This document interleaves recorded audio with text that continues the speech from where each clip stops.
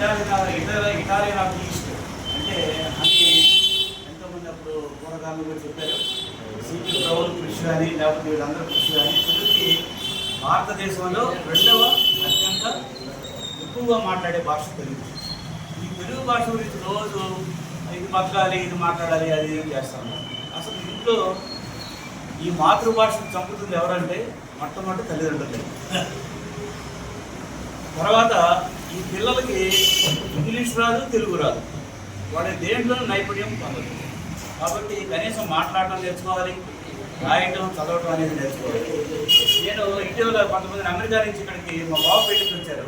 వాడి పిల్లలతో నేను మాట్లాడితే వాడు ఇంగ్లీషు సరిగ్గా మాట్లాడలేదు, తెలుగు సరిగ్గా మాట్లాడలేదు. అంటే తెలుగు యొక్క ఉన్నతి గురించి తెలుసుకోవాలంటే చివరికి కొన్నాళ్ళకి పుస్తకాల్లోనూ కవుల యొక్క గేయాల్లోనూ ఉంటుందే కానీ మానవుల్లో ఉండదేమో అనిపిస్తుంది.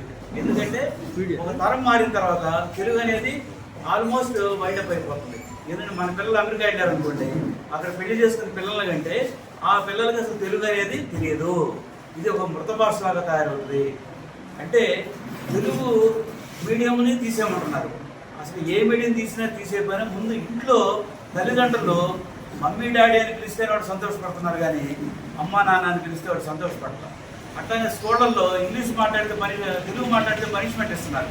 కాబట్టి ఇలాంటి సిచ్యువేషన్లో ఈ తెలుగు భాష పదవడం అనేది చాలా కష్టమైనటువంటి విషయం. అయితే ఈ తెలుగు మనుషులు ఉన్నంతకాలం ఉంటుంది, కానీ ప్రపంచంలో ప్రతి 6 నెలలకు ఒక భాష చచ్చిపోతుంది. ఎందుకంటే మాట్లాడేవాడు లేక. ఇప్పుడు ఎన్నో భాషలు ఈ యొక్క భూమండం మీద నుంచి కనుమరుగైపోయింది. కేవలం వాడు మాట్లాడకపోవటం, రాయకపోవటం, చదవకపోవటం వల్లే.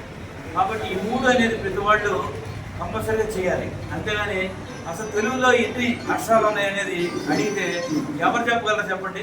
నాకు తెలిసి తెలుగు పండిట్లు కూడా చెప్పలేదు సరిగ్గా. అటువంటి పరిస్థితుల్లో అక్షరమాల రాయమని చూద్దాం, అదే ఏబిసిడీలు రాస్తే టగటగా రాస్తారు. అంటే అటువంటి స్థితిలో మనం ఉన్నాం. కాబట్టి ఈ భాష బతకాలి అంటే ముందు మన పిల్లలకి తెలుగు నేర్పాలి. తెలుగు అక్షరాలు ఎన్ని ఉన్నాయి, ఎంతమంది పిల్లలు తెలుగు మీడియం కానీ తెలుగులో ఎవరు చదువుతున్నారు, తెలుగులో సంతకం ఎవరు ఎంతమంది పెడుతున్నారు, ఎంతమంది ఇక్కడ ఉన్నత విద్యావేత్తలు ఉన్నారు, ఎవరు తెలుగులో సంతకం పెడుతున్నారని చెప్పానండి. మనం పరాయి భాషని ద్వేషించమంటలా, కానీ మన మాతృభాషను ముందు గౌరవించాలి. ఇద్దరు తెలుగు వాళ్ళు రోడ్డు మీద నిలబడితే ఇంగ్లీష్లో మాట్లాడుకుంటున్నారు. అంటే ఇటువంటి ఇద్దరు ఇంగ్లీష్లో మాట్లాడుతున్నారంటే ఖచ్చితంగా ఇద్దరు తెలుగు వాళ్ళు అయి ఉంటారు. ఎందుకంటే నార్త్ ఇండియా వాళ్ళు ఇద్దరు కలిస్తే వాళ్ళు హిందీలోనే మాట్లాడుకుంటారు, కానీ తెలుగు వాళ్ళు ఇద్దరు బయట కనుక కలిస్తే వాళ్ళు ఆంగ్లంలో మాట్లాడుకుంటారు.